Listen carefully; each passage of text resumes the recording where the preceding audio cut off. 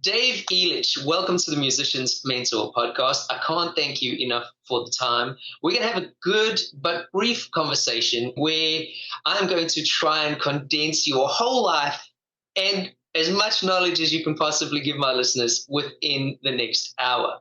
I'm going to Right. start with a question that's always a little strange, and that is even though I know about your career, I'm going to give people the benefit of the doubt and let's assume that some listeners don't know who Dave Elitch is. So even though I will record an introduction post our interview, do me a favor and just tell our listeners a little bit about yourself, what you've done, what you're up to, who you've played with. I know you do a lot more than just playing. You do a lot of teaching too. We're going to get into all of this. But if you wouldn't mind, give the world an introduction to who Dave Elitch is. Sure. Well, thanks for having me on the show. Um, well, I have been playing and teaching I've been playing for over 30 years and I've been teaching for over 25.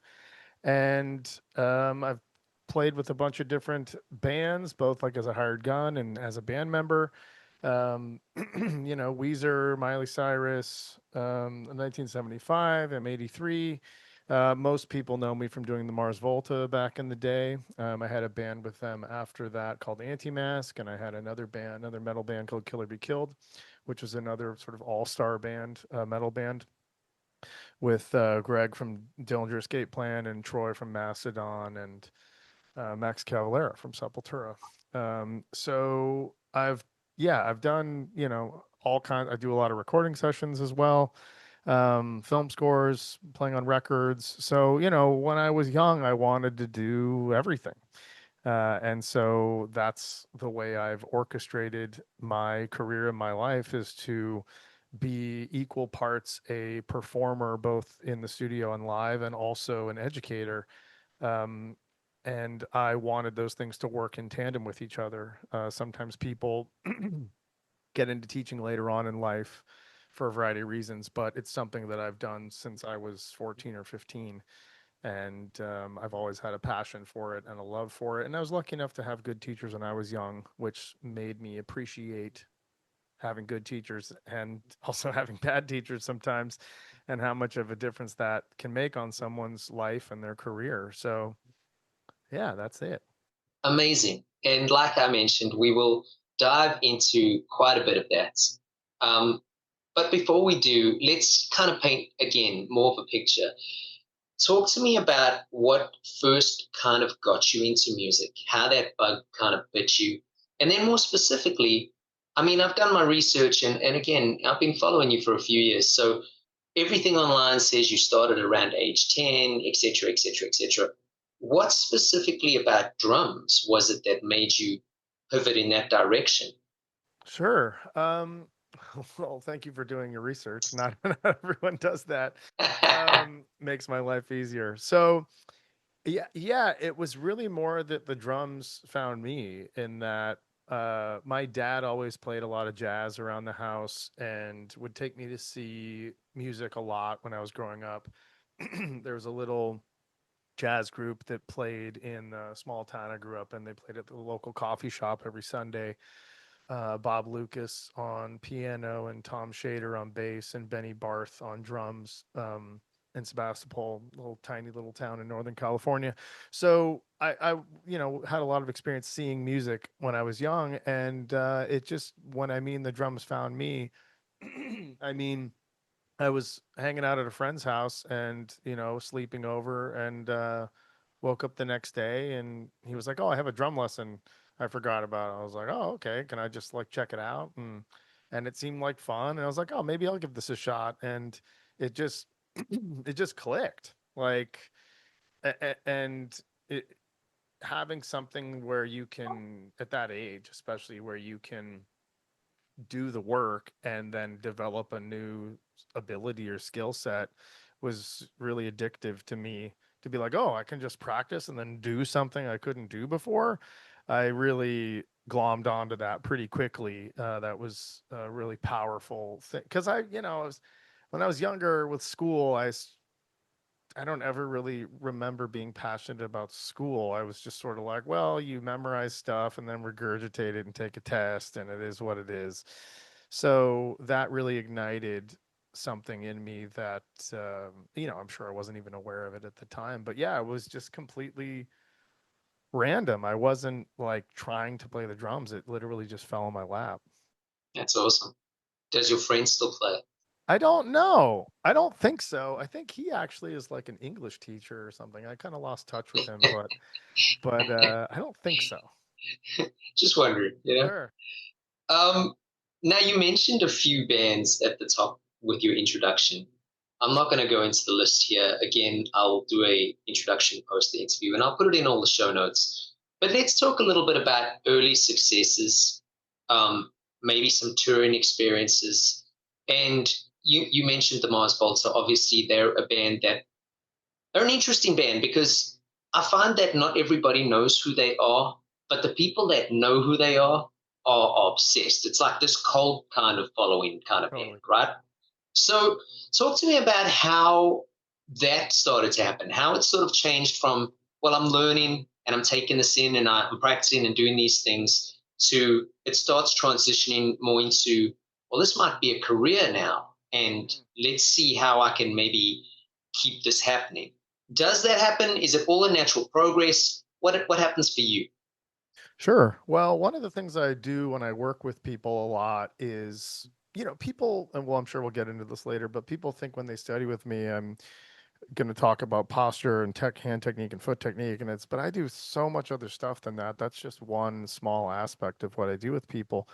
And what I do with a lot of people in their 20s is I wouldn't call it like I'm kind of allergic to the word coaching because for a variety of reasons. But yeah, kind of like career coaching and going, hey, what is it that you want to do with your life and with your career? And it's amazing how many people either have never really thought about it or they just think, oh, well, once I get good, whatever that means, things will just start happening, which, doesn't, it's not how it works most of the Yeah. time, right?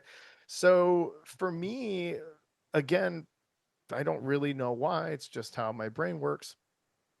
When I was 14 or 15, I made the decision that I was like, well, this is what I want to do for a living. This is what I want to do professionally.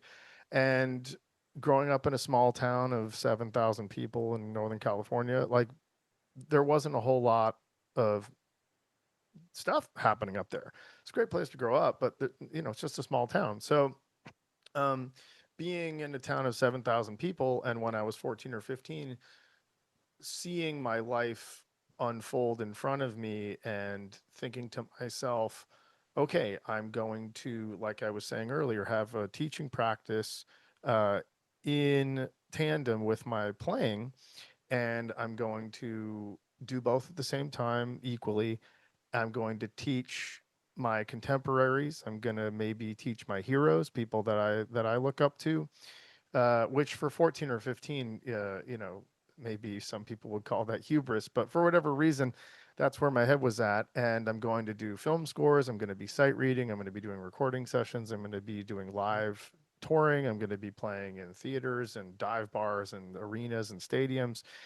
And everything that I wanted to do, I saw it unfold in front of me and was like, well, this is what I want to do. And it was very specific, goal oriented, um, in the way I thought about it. And I never even questioned it. I was just like, well, this is what's going to happen. And this is what I want to do. And this is how it's going to happen. So something that, not to skip too far forward, but something that I struggled with later on in life when things did start happening is it was difficult for me to enjoy it and pat myself on the back because I was like, well, yeah, of course, this was all, I always knew this was going to happen. Of course, this is happening, which sounds like kind of a bit of an absurd thing to say, but um, you work so hard on all these things and then they finally start to come to fruition. And it's sometimes very difficult to appreciate that when it actually happened.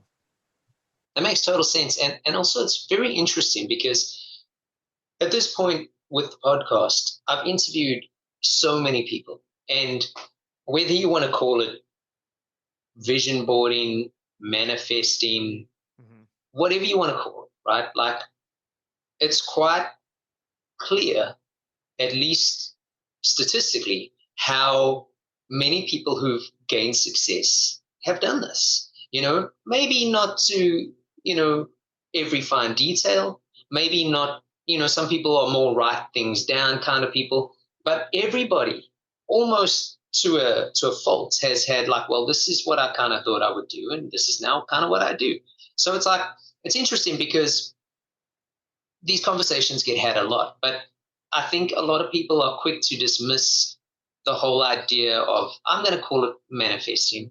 I know it's a trendy word right now, so I don't mean to jump on that bus, but you meet so many cynics who are like, oh, none of that works, and oh, life sucks, and blah blah blah, whatever the case is, right? Sure. But dude, there's definitely something to it, man. And guys like you are proof of that. So Yeah. big ups to you, man. Well, thanks. Yeah, and it obviously has to do with your parents and your upbringing, and there's a lot of stuff that can happen that makes someone like that. In fact, more often than not, there's usually a strong correlation there.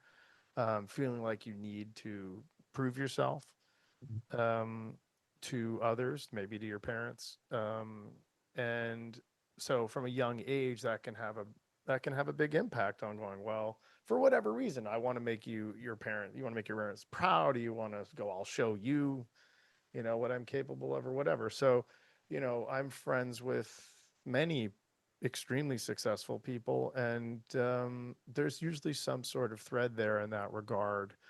Um, because if there's nothing to push against, it's where's the motivation True. going to come from, right? So, um, and also I think at that time, 1995 or 1998, 9, something like that, that's everyone's reading Modern Drummer and buying DVDs at Guitar Center. So, we really had that idea of what I call being a Swiss Army knife really just like shoved down our throats constantly. And okay, you need to be able to play a polka and a waltz, and you need to be able to play jazz. And so all these the generations of people got sort of brainwashed into thinking that you need to be able to play all these kinds of genres and do all these things. Yeah. And luckily I found all this stuff fascinating, and I love jazz. I listen to jazz. I play a lot of jazz. No one calls me to play jazz because I'm better at playing rock and pop and metal, and that's fine. Um, but I think a lot of people, in their, you know, probably 30 and up, uh, and this it bought into that idea. And this also has a lot to do with music schools, which are still teaching people this stuff. And again, I have to have this conversation with people all the time. Is like, okay, you went to such and such music school, and they told you you need to be able to play jazz. Do you like jazz? Do you listen to jazz? No. Okay. Well then don't worry about it. And a Yeah. lot of these people carry this baggage and this guilt of going to music school and being a rock drummer and then trying to play jazz, and everyone thinks they suck, and it's a whole thing. So anyway, I'm getting off on a tangent here, but I think growing up when print was really strong and the media in that regard was very strong, uh, I think oftentimes I long for that period because there's so much garbage everywhere now, that at least if you made a VHS or a DVD or a print magazine, it needs to be much harder to make content now. Right. So, Unfortunately, I think it's going the other way. yeah, unfortunately. But yeah, so I'm rambling so much now, I forgot what the question was to begin with. I was just saying that it's inspiring to see, like the the definitiveness of, well, I'm going to do this. Sure. Yeah. Well, look, I want to ask you a few more playing questions before we get too much on the teaching questions. Sure. But again, I have to agree with you. We're living in such a cool period where it's like you can find anything.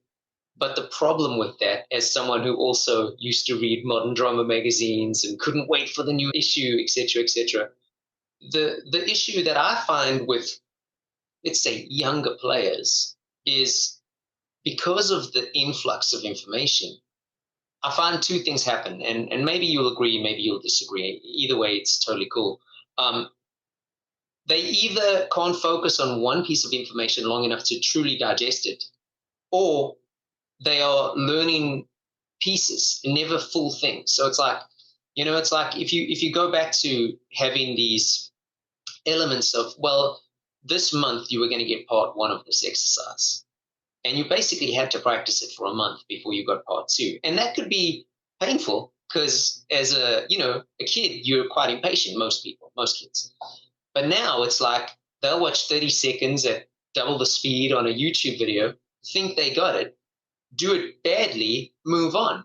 And I'm stereotyping, of course, but that I have to agree. I long for those days. I don't foresee them coming back, unfortunately. No. But it's, if people, especially self-taught people, if they have the discipline to maybe swim through the oceans of information and at least choose the correct information, they might be onto something. Yeah, But that's difficult, right? difficult. That's the problem of our age. I mean, to answer your question, I think people generally these days, in relation to what you were just saying, fall into two categories.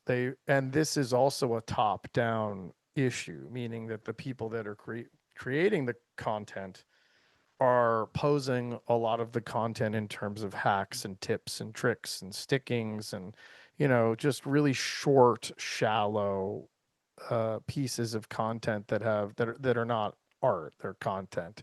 So it's a problem of, and I've talked about this at length in other podcasts and interviews I've done, but it's the Marshall McLuhan medium is the message kind of thing, where the medium shapes the content that people are making, and it turns it into short form content, and then we thereby start thinking shallowly in sort of short form.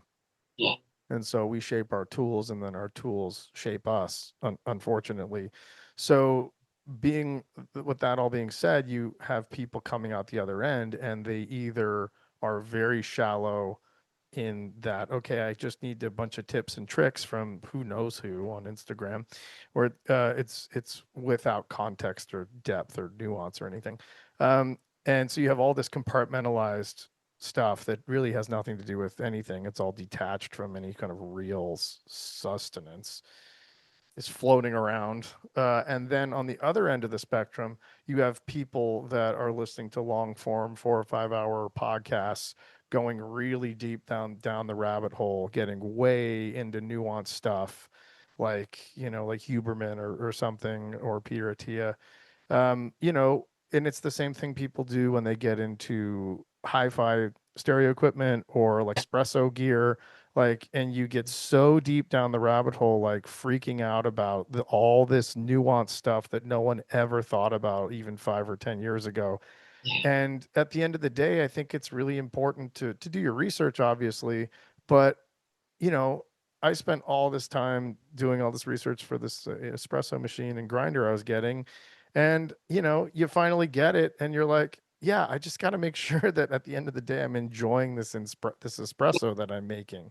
And people forget that that's what the point should be. Or hi-fi audio equipment, like, or people are like changing the power in their house or like spending thousands of dollars on speaker cable. It's like, are you even noticing that? And then forgetting about all the stuff that is actually noticeable, and they lose sight. So I think most people fall into either being way too shallow or way too deep, and not coming out the other side in the middle, living in the present moment and being embodied and worrying about what is actually noticeable in the art form. Everything is but everything is so abstract now, but the problem is that takes time.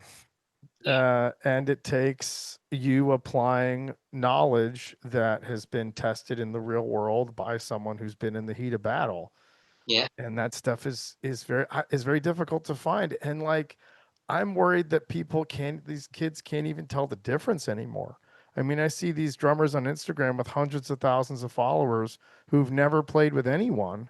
Yeah. And have no idea what they're doing. I mean, they may have like chops, but they shouldn't be teaching. And I'm like, does anyone care that this guy's never had a gig? And maybe they don't anymore. Maybe that's not important to people. I don't know. Maybe I'm old and fucking get off my lawn. I don't know.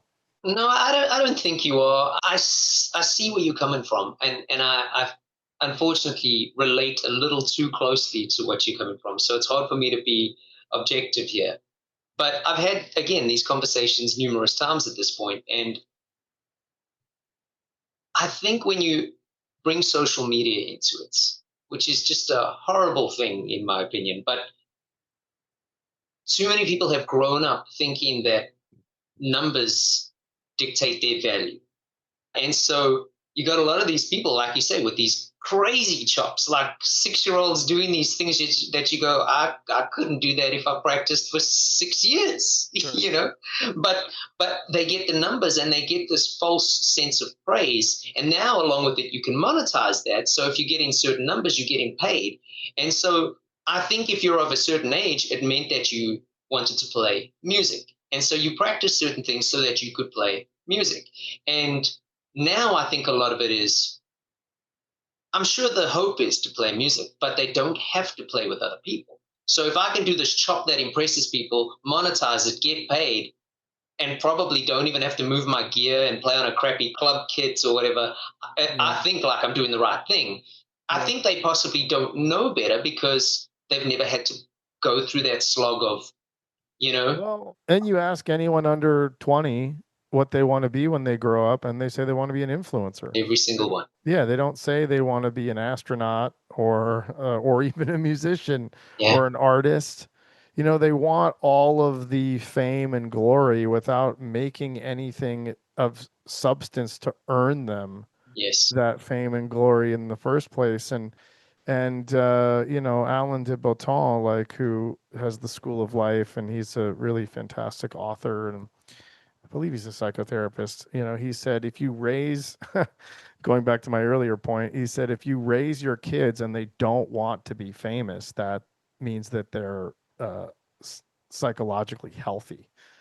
Wow. You raise someone and they want to be famous, that means that they have some sort of neurosis that they have to deal with, because a psychologically healthy person doesn't crave that attention from the outside world. And How so interesting. so if you have kids who want to be famous for the sake of being famous, I mean, everyone in our society is mentally ill. Which, you know, we smile about, but it's No, kind of sad. it's true. And you know, if anybody has ever read The Image, the book The Image, by Daniel Boorstin, he coined the phrase pseudo event in the 50s, I believe, maybe the 60s. And it's a, you know, pseudo event is now, that's like all we live in, are Mm, events that are artificially manufactured to get attention, so you wow. can monetize them or sway people's opinions socially or politically. And we don't have these natural sort of natural real things happening in the world anymore. Everything is a pseudo event. So it's I mean, I can't imagine being a kid trying to grow up and navigate all this stuff. It's really difficult being an adult trying to navigate it. Um, so so yeah. I have to agree. And I'm going to move us on so that we don't sound like old men who hate Sure, social media. sure. Let's talk a little bit about touring. Obviously, you're no stranger to touring, having worked with some of the bands that you've worked with, either as a member or a sideman. For you personally, what are the hardest parts about touring?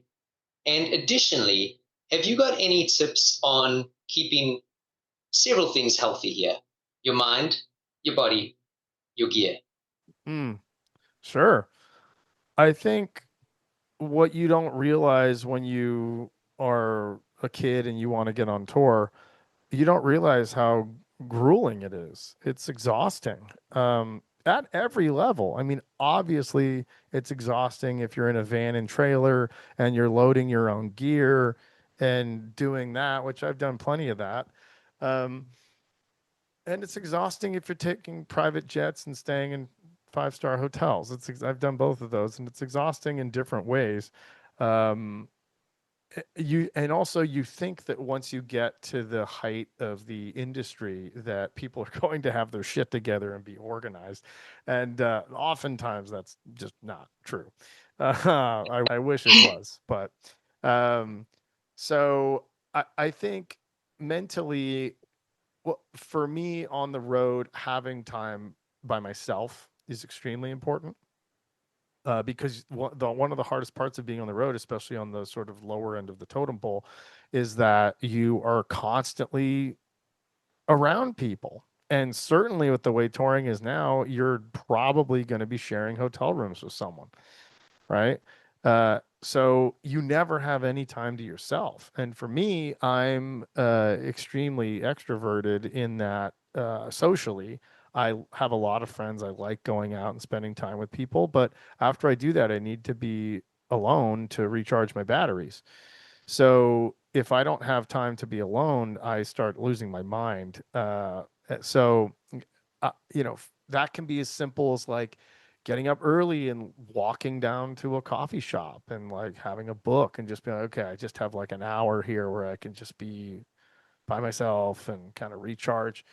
That I think is really important for your psychological well-being on the road. Also, so many problems happen with bands, uh, in the same way that problems happen in relationships, uh, in that communication doesn't happen. So things fester and rot from the inside. And it's the same thing in a marriage or a family member or whatever. So, and I've said this before, people say that they are afraid of confrontation. And oftentimes in bands, that's why these conversations don't happen, because people are afraid of confrontation, when oftentimes they're actually at the bottom of it all afraid of intimacy. Because if you're being intimate, you're being vulnerable. And if you're in a band, oftentimes there's a power dynamic and a power struggle, and you don't want to let your guard down because you don't want to get run over, et cetera, et cetera. So I think having open, clear communication in a band is extremely important, because it stops problems before they turn into really big issues. Obviously, easier said than done, because it takes 2 or 3 or 4 or 5 people to tango and want to do that, which is not always the case. Physically, that's why I made the staying out of your own way course, because I work with so many musicians, not just drummers, who are having a tough time physically, especially as they get older. I just worked with a guy in a big alternative band who's like 70 and had hip problems, and I fixed him over the phone. Just do what I tell you. He's like, no, you don't understand. I'm like, dude, I see this every day. I was just do what I tell you to do, and you'll be fine. And I just talked to him, his drummer or his bass player the other day, and he was like, oh yeah, he's great now. So That's awesome. yeah, so it's about getting people the right information. So with the body stuff on tour, it's about warming up, doing that in a smart, efficient way, which people don't warm up, and then when they do warm up, they do it in a way that doesn't actually warm them up, like playing on a pad or something. Bending their wrists backwards to sort of touch their shoulder. I see that all the time. I'm like, man, that does not look good. Yeah, it also doesn't really do a whole lot, or it can make things worse. So, yeah, warming up properly, cooling down properly, and understanding what you need to do physically to put on a good show. I mean, there's been shows like that Mars Volta drum cam video, which went viral, where I'm absolutely bludgeoning everything, and then there's shows when I'm just kind of cruising, because that doesn't make sense for the situation. So, Yeah. so understanding what you need to be doing to support the music and the live show, especially depending on what the production is. Um, and then your gear, this is one of the reasons why I made Your Mind's Ear that just came out, because so many drummers don't know anything about drums. I know a lot of drummers who are amazing drummers, and they don't know anything about how they are made or how they function or the names of everything, which, to be totally clear, it, you don't have to know about the gear to be an amazing drummer or musician. Yeah. It's not a prerequisite. But if you are going after a specific sound that you want as part of your tonal identity, or your identity as an artist, knowing how to tune the drums and how to take care of them and how they're made, that all factors into you having your sound. So, do you need to have like all these drums and cymbals and stuff like I do? Like, no. But um, does that help you get to where you want to be and making an artistic statement? Yeah, I I think so. I mean, look, if you have a Pearl export kit, but you know how the drums work and you know how to tune and you know what heads you should be getting, um, you can make that thing sound great. And also, if you're Yeah, using yourself well, you can also make it sound great. Um, so yeah, I think what it again, like what I said earlier, this all, getting out of your own way. My first course is about using your mind and your body in a healthy way so you can play uh, better than you ever could and pull off stuff you never could before because you're getting out of your own way. Um, and then staying out of your own way is taking care of your body so you can play until you're 100 or get out of chronic pain or injuries or avoid them altogether. And then your mind's ear is about having a sound and making an artistic statement. Um, yeah, so it's, when I make these courses, I make them for a reason because I don't see anyone doing things in the way that it makes sense to me. that's So, cool. yeah. Well, lesson wise, we're going to shift gears. You've, in addition to the dozens, if not hundreds, of non-name people, I'm going to just mention a few name people here so that people go, wait, really? Sure.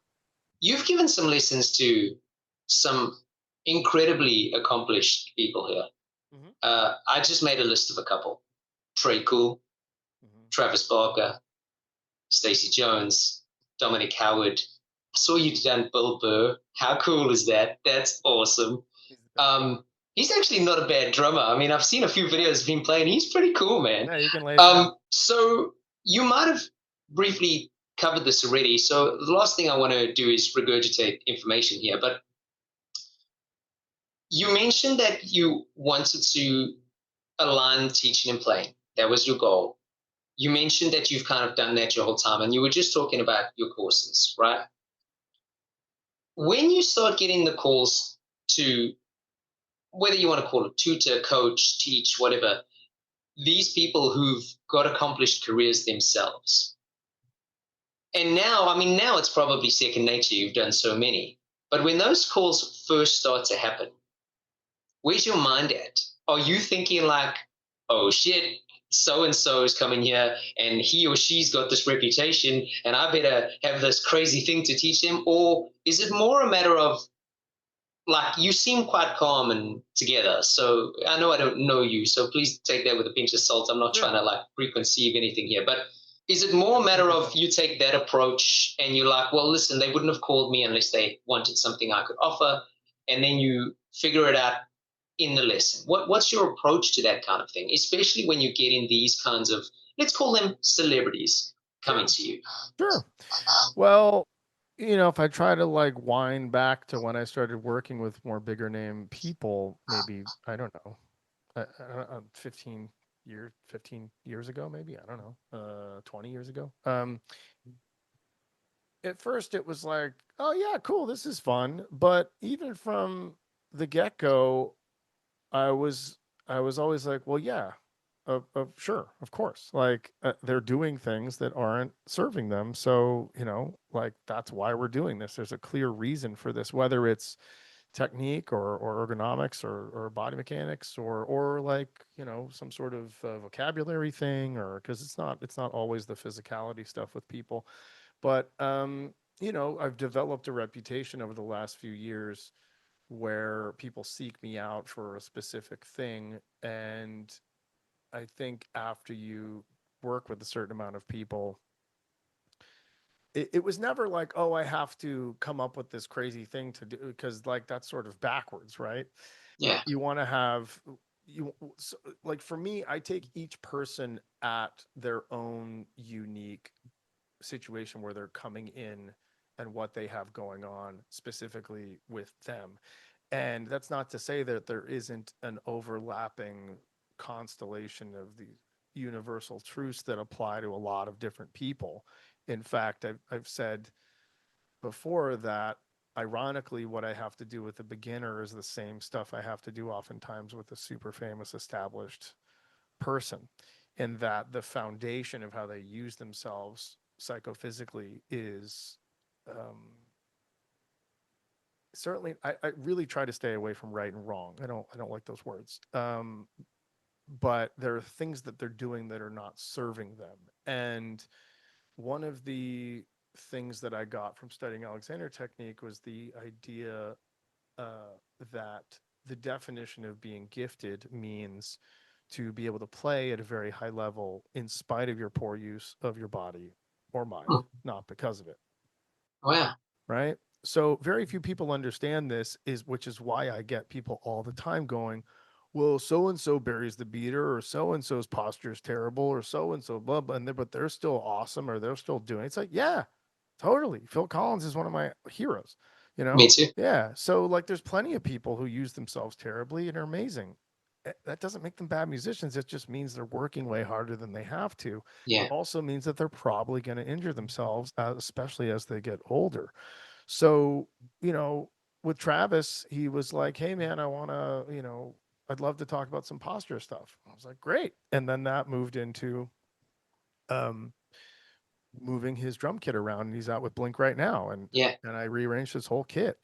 And, I got to give him mad props, because the whole time we've been working together, he's extremely humble and very cool and has no ego and doesn't push back at all about anything. He's just like, oh yeah, okay, sure, okay. I was like, oh, because he has a very specific way of setting up the drums that a lot of people know him for, and a whole Yeah. generation of kids copied. Um, and when I was like, hey man, we got to straighten out this bass drum and raise everything up, he was like, oh okay.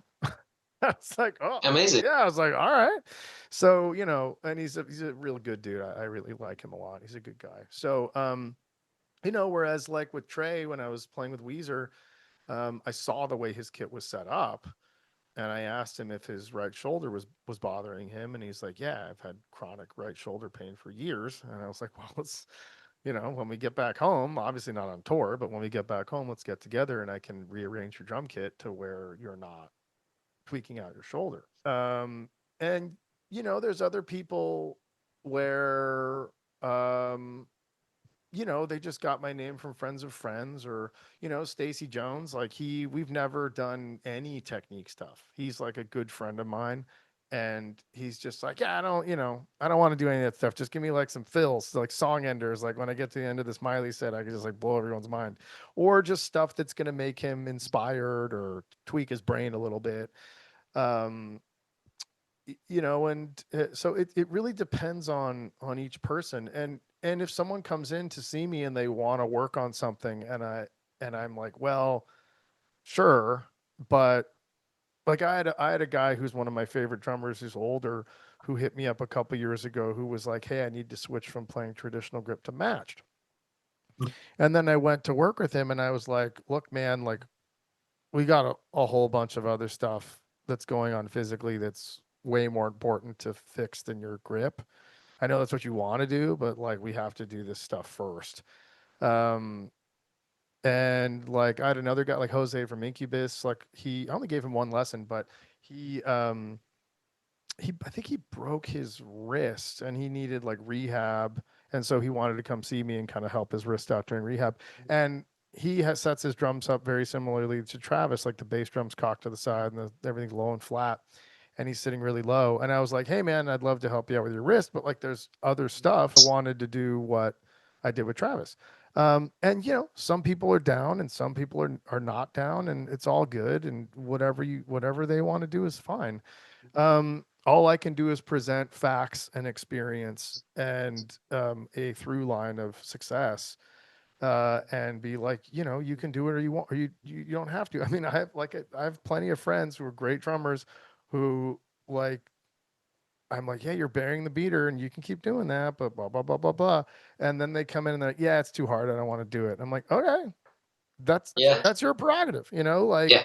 And again, it's not wrong. It's just it's really hard on your body, and it doesn't sound good. So yeah, it's I have things that I do with a lot of people, but sometimes I just talk. I mean, I've have many people who come in to see me and they want to do hand technique or something, and we end up talking for 2 hours, and they say, "Hey, that was the best lesson I've ever had in my life." That's cool. Yeah, so it depends. Well, let's again shift gears just for a second because I'm interested. You seem quite like into philosophy and stuff Hmm. like that. Hmm. What are some of the books you got in the background there? And are Oh, there any that you could recommend that people might want to read, yeah, especially yeah, from a mental perspective? I'm totally into that, like things that'll sure, make you think a little out the box, sure. Well, this is just one bookcase. I have like books all over my house. That's good. Yeah, yeah. I actually have a list that's on my website that is like a reading list, Cool. and that goes to straight to Amazon, and it's badly outdated now. Like I probably need to add a few hundred books to it at this point. Amazing. But if someone wants to go there, they can easily just go to my website. Amazing. Yeah, I'll Yeah. put a link in the show notes. That's cool. It depends on what people are interested in. I like philosophy because I think it's interesting, and I think it makes me question how I question things, really. And you take things for granted without realizing it. And it's very easy to get really abstract, like in the same way I was talking about espresso and hi-fi gear. Philosophy can disappear up its own ass pretty easily. So it's important to always come back down to earth and see how it's applicable in daily life. But I'm actually working on some stuff with Sam Harris's Waking Up meditation app right now, which has quite a bit Oh, of philosophy content in the app as well. So if someone's never gotten into philosophy and they think it's like really crazy and complex, Waking Up is a great tool to check out some really easily digestible philosophy in there. Um, I'm a big fan of Slavoj Žižek. He's also really funny, which I think is important. But people can just go and find videos on YouTube and check him out. It's fairly some of it can be fairly dense for sure.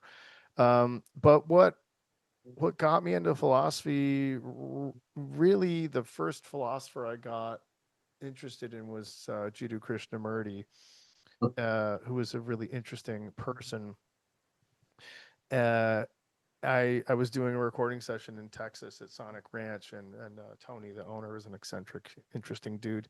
And I had some downtime, and I was kind of looking at his books, and I found this book called The Awakening of Intelligence.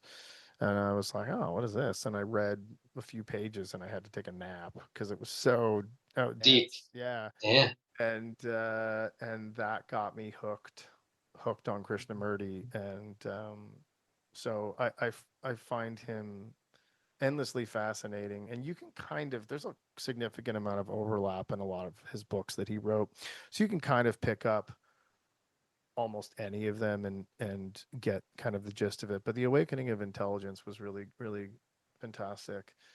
um so yeah, those are two very different guys that I'm into. And then also Stephen West's podcast Philosophize This is just phenomenal, Cool. because he's so good at making very complex things understandable. So it's just, you don't have to be into philosophy. I did a philosophy class in school, and there's the one guy being like, well, excuse me, and arguing with the teacher. I was just like, it burned me out on it, because the Yeah. guy's so annoying. Yeah. That it took me a while to come back around to it. So, it's really about just constantly sort of checking your lens with which you perceive yourself and reality, and checking to see how accurate or inaccurate that is. And it's a never ending process, but yeah, I think it's worth doing. I agree. So we're going to stay in that same vein because a few weeks back, at least, I'm sure, I'd seen a post that you had put on Instagram regarding auditions and how a lot of people have these different attitudes towards auditions, whether they are cold call type auditions or the way they then judge themselves if they don't get the part in an audition. Regardless, the post was really inspiring, and I don't want to make you have to repeat something that is out there, but I was wondering if you could potentially, once again, for repetitiveness, talk about your thoughts on auditions, how people might want to try and react if they don't land up getting the gigs from auditions, and just the overall scope of your feelings in that topic. Mm. Yeah, it's funny. I actually had to take that post down because it was in relation to a very large band that was auditioning drummers. I saw that. Yeah, and I this isn't my first rodeo, so I was deliberately like, "Hey, I've been working with someone who went out for this gig and didn't name the person, but because of artificial intelligence, it found the video and then had like a false summary of what it was and blah blah blah." Anyway, so the artificial intelligence and people who read the post as well got sidetracked with the band when the real point is what you were talking about, which you understood, which thank you. No problem. The real point of the post was that musicians only have a certain amount of at bats. You only have a certain amount of auditions in your life.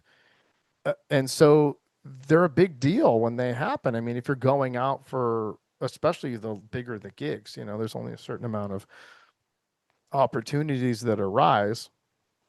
So, as opposed to that post was about watching the Hollywood Reporters Roundtable videos or the SAG-AFTRA videos on Instagram or YouTube, because actors have way more at bats and way more chances to get roles simply because there's way more film and TV and way more things being made than there are bands or artists out there. Yeah. So there's plenty of content out there where you have extremely famous, successful, incredible people, artists, actors talking about auditions, like, oh yeah, I went to go in and read for this thing and totally biffed it or whatever. And like, you have like Leonardo DiCaprio or Jim Carrey or Michael Keaton or all these, Robert De Niro, huge actors being like, oh yeah, I went out for this thing and didn't get it. And at first, when you first start watching this, you're like, wait, hold on, Robert De Niro didn't get a gig? Like, what? Yeah, exactly. Yeah. Yeah. And then you start to realize, like, even these super famous people, they didn't get a lot of gigs. But the thing is, if you go out, I think if you're a reasonably successful actor, I am completely guessing here, but I would assume from these watching a lot of these videos that if you're a reasonably successful actor, like if you saw them at a restaurant, you'd be like, oh, it's that person. You might not know their name, but you're there from something. They've probably gone out on several hundred auditions, probably. Easy. Yeah. So I don't know what the number would be for me for auditions I've gone on for bands or artists, but like somewhere between 1 and 2 dozen, not a lot. And that's also because I say no to a lot of things, which is part of it. But when you go out for a gig that you really want and you really put the work in and you don't get it, it sucks. Yeah. Because you don't have a lot of experience getting turned down and facing rejection. And this is like a whole other larger conversation, which we can have about other aspects of society right now, like men not approaching women and all that, and then they don't experience rejection and blah, blah, blah. So I think rejection is a huge part of life. And it's a common thing to say, but you're not going to be successful until you fail a bunch of times. Yeah. And you're not going to get every gig you go out for. I mean, look, even Josh Freese got fired, Yeah. And by the way, Steve Ferroni got fired from John Mayer. I mean, like, he's one of the baddest cats of all time and also like very cool. At least anytime I've seen him, he's been extremely cool to me.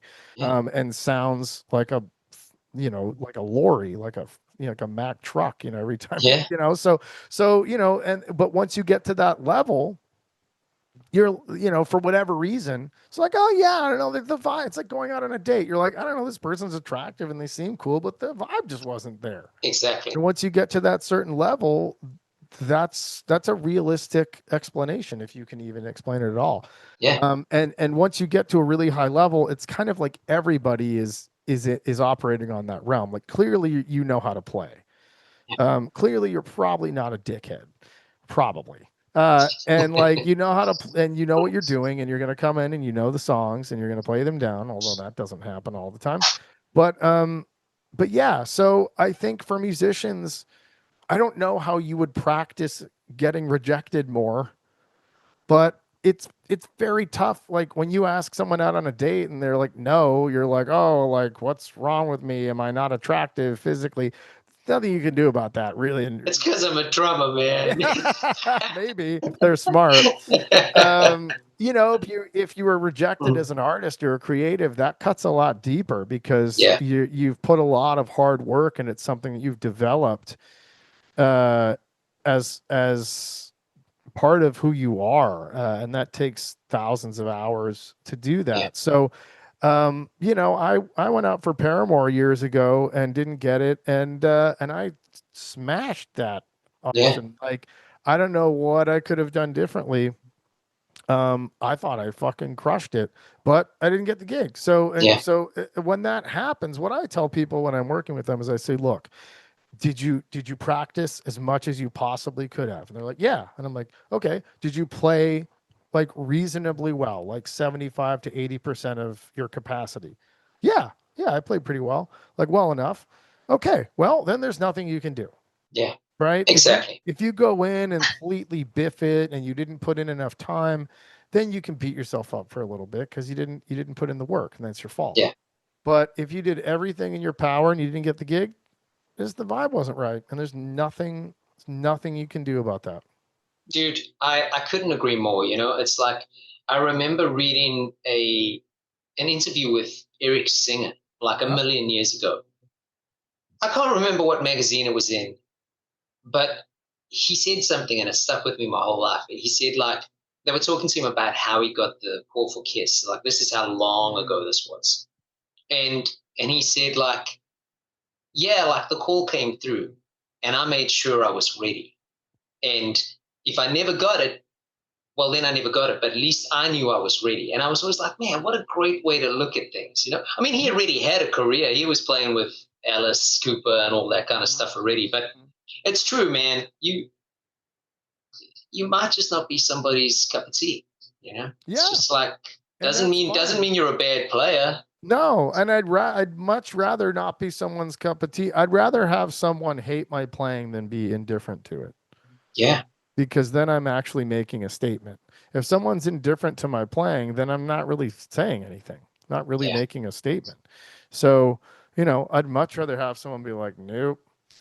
I remember I wanted to go out for someone in the around 2007. And I called the production manager for the artist. And I was like, hey, because I knew them. And I was like, hey, I'd love to, throw my hat in the ring. And at the time, I had a huge afro. And they were like, yeah, he's not going to like your hair. I was like, oh, that's okay. I'll just shave my head. And they're like, nah, it's too much work. I was like, okay. Yeah. So that's the business. It is, dude. And not to jump in on your interview here, but I recently discussed with a friend of mine that a couple of years ago I was asked to audition for this band. And dude, same thing. I'm pretty sure I couldn't have done better. And I saw the guy that got the gig, and no hate towards the guy. It's his gig. That's totally cool. I know why I didn't get that gig, dude. And it was because all of those dudes had long, luscious locks, and I had short hair. I looked like a computer geek. And I guarantee it. They were too kind to tell me that, but I know it. I know it. If I had long hair, I would have been in that band. It's no big deal. Well, look, staying along this state of mind, because I know we got to start wrapping up, but I've just got a couple more for you. Sure. Staying along this kind of vibe, Mm-hmm. what do you think some of the hardest lessons you've had to learn along your journey as a musician have been? Well, I mean, there's a lot of things swirling around in my head. I think a very simple, well, it's a very simple concept, but one of my really good friends, who's extremely successful, um, we were hanging out on a trip to Europe like a year ago, or maybe it was a couple, I don't know. I can't remember what we were doing. But anyway, we were hanging out and he was like, I'm gonna try this thing. I think it was like a New Year's party we were at or something. And he was like, I'm gonna try this thing where I try to stop complaining. And I was like, oh yeah, good one, man. That's funny. He's like, no, I'm serious. I'm gonna try and stop complaining. And my parents are from the East Coast, and my mom's like a quintessential New York Jewish elderly woman. So like, complaining is sort of culturally part of part of who she is. Both of my parents. So that's how you express how you're feeling is complaining.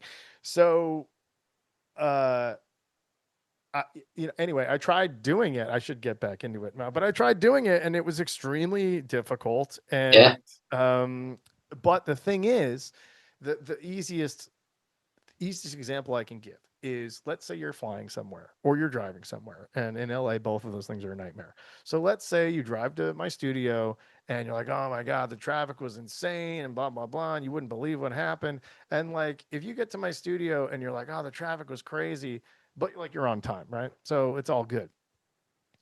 What is that going to do? Like, I can't be like, oh, sorry, there's nothing I can do about the traffic, how bad it was, right? So it's like, there's not like, you're handing someone this bag of shit, and like, what are they going to do with it, right? And yeah. so there's varying degrees of that, but something as banal as like traffic, or it's like, how was your flight? If you're like, oh my God, it was, let me tell you this, like this, I just flew to Nashville, and this woman opened up a submarine sandwich and was like eating it right next to me, and like cold cuts were like falling on next to my legs, which is disgusting. But like, if I tell someone that and it's funny, it's one thing. But like, if I'm like, oh yeah, no, it's fine. Yeah, Like when I first started doing that, it was so hard to do that. yeah, But then very quickly, you're like, oh, I get to move on with my life. I get to move yeah, on with my day. And you're not further ingraining that negative stuff, and making it bigger than it has to be. So that's something I need to get back into because I fell out of it. But it's a very simple thing to experiment with and see how you feel. yeah, uh, because it was surprising to me how much lighter I felt by not doing that all the time. yeah, um, and then maybe something that's a little bit more abstract, but like, this is a business. And whether you're talking about the music business, or you're talking about the art world, or you're talking about the film, TV world, if you're dealing with money, and you're dealing with managers, and you're dealing with lawyers, and you're dealing with creatives, um, and you're providing a service, it is a zero sum game, right? So you're going to be negotiating with people. That's part of it. But if it's a zero sum game, whatever you don't get, the other person gets. And so people are going to do all kinds of shit to take advantage of you. That's just part of all of these businesses, unfortunately. So I think maybe expecting that is going to happen at some point, and just being like, this is how this okay, it happened, yeah, instead of sort of being blindsided by it. And then when it does happen, having the calm and foresight to go, what do I really want out of this at the end of the day, and not getting hung up on principles, which has historically been very difficult for me to not get hung up on principles. But at the end of the day, going, okay, when this is all over, whatever the situation is, like, what do I want? What do I want this to be? What do I want to get out of this? Right. So, um, you may have someone violating your principles or doing something that's not cool. But if at the end of the day you walk away a winner, then that's really all that matters. So trying to yeah. You know what I mean? Like, I don't know if I'm explaining it. No, I understand what you're saying. Basically, almost like, is the sacrifice worth the end goal if that was what you were trying to achieve? Exactly. Yeah. Yeah. Like, you know, like I, this is kind of a sort of banal example, but my 70 Barracuda that's been that I've had since I was 15, I got in a little fender bender, and a couple of friends were like, take it to this guy, he's the guy. And he's had my car for 10 months. Wow. And yeah, and I finally got it back, and he painted the grill the wrong color and didn't do a couple other things he was supposed to do. And so I'm like, the, you know, principle of this is everyone's Yeah. supposed to be good at what they do and do it in a timely manner and blah blah blah. And I'm like, you know what? Let me take a step back. And I'm like, I've had this car since I was 15. As long as the work is done right, at the end of the day, when all this is said and done, that's all that matters. Like, is there a bunch of stuff I could get mad about? Totally. Have I gotten mad about it? Totally. But at the end of the day, when I get that car back that I've had for a significant portion of my life and is important to me, that I can look at it and be like, cool, I'm happy. That's all that matters. And maybe a sort of additional point, which is related to all of this, is when I got the car back, the girl was painted the wrong color, and he didn't fix this thing in the on the other thing he was supposed to fix. And so, you know, a lot of people, for various reasons, have a sort of codependent behavior where they go, well, you know, I don't want to upset the guy or bother him. Yeah. I've waited this long. And then every time they go down to the garage and get in the car, those things annoy them. Yeah. Right. So this is a sort of other additional point that's kind of related, is a lot of people will be like, well, I don't want to be a bother. And then they spend their whole life professionally getting run over, and then they get angry. Yeah. So, you know, people might think I'm a dick because I stand up for myself and I go, this is not okay. Yeah. Right. But, but at the same time, I need to know what I can sleep with Exactly. at the end of the day. And if I'm okay with something, I'm okay with it. If I'm not okay with it, I'm not okay with it. And I think Yeah. having the ability to be able to speak up when things are not okay, you know, that's going to be a rough ride most of the time. To me, I have to, for my sake or other people's sake, I have to say something. So yeah, I mean, knowing what you can live with and what you can die with, really, Yeah. is what you have to act on. And there's a million different scenarios where you can apply that. Um, but yeah. Well, dude, it relates to music very well because, again, I mean, we could dissect in several different ways here, but the way that I'm going to try go with is I always put everything back in a music world, right? So the guy who didn't fix your car right and paints the grill the wrong color, if you were a musician hired for something and they told you you had to do this one thing and you did the complete opposite, you're losing that gig.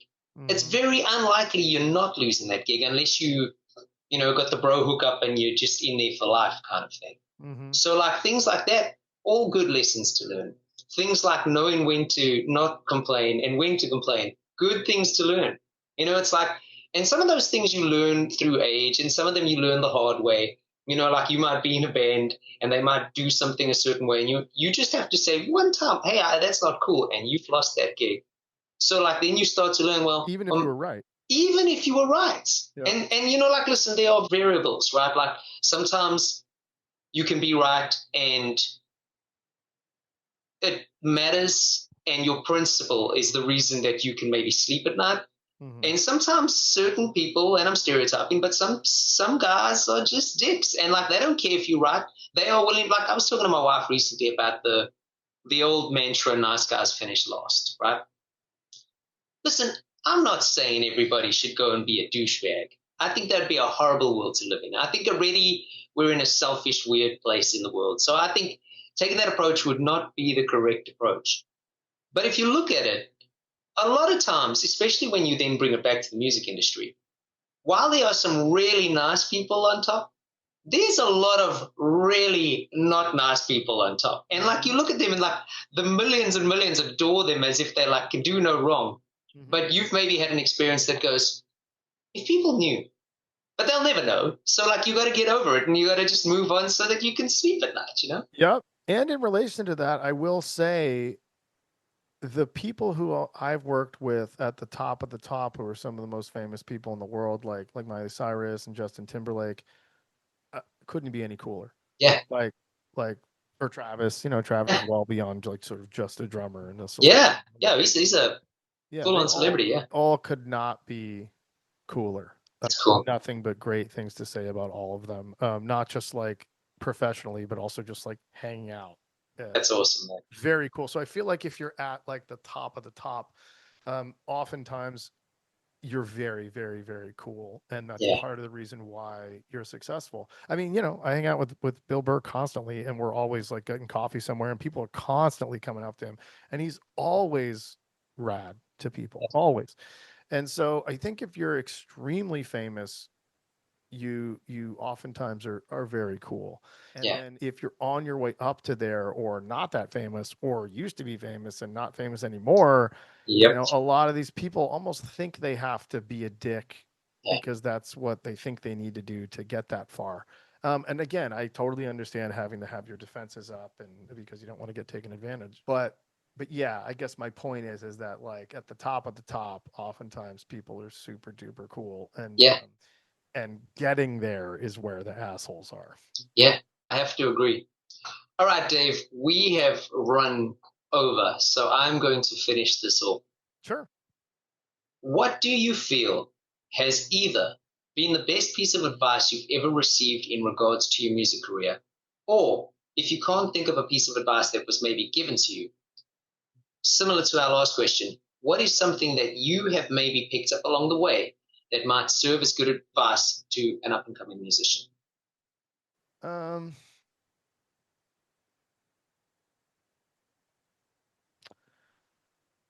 yeah, I wish I could give some sort of unique thing here, but it's basically what we were just talking about. Just try to be cool.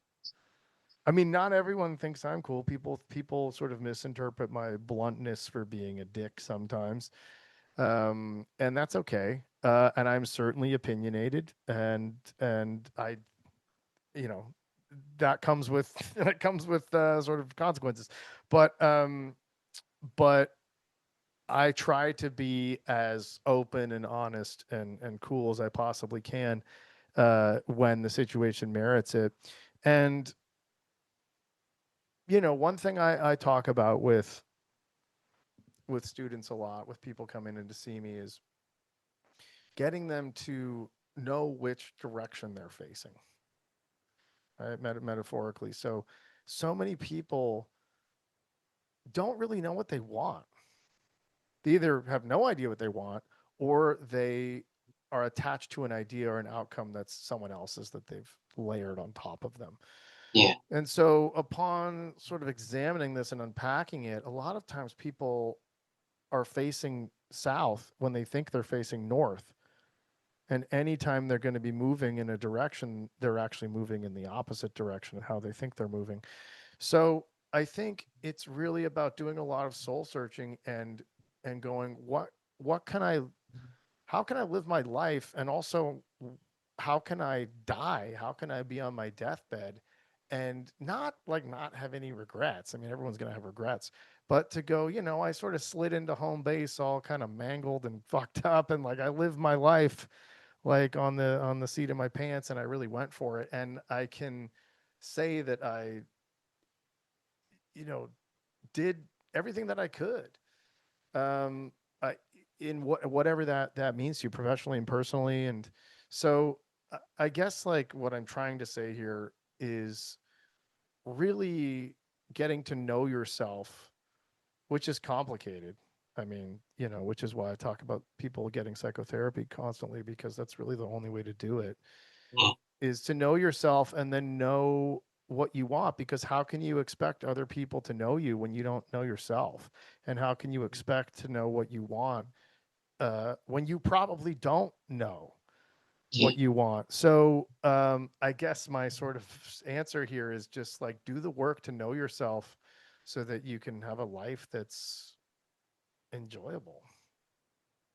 All right, man. Dave Elitch, dude, I can't thank you enough for your time. A lot of wonderful philosophical kind of things. It was really cool. I love conversations like that. You know, anything that makes me feel inspired is is a plus. I love that Cool. stuff. So, dude, keep on keeping on. Nothing but the best of luck with all your future endeavors. And can't wait to talk to you again, man. Peace. Awesome. Thanks for having me.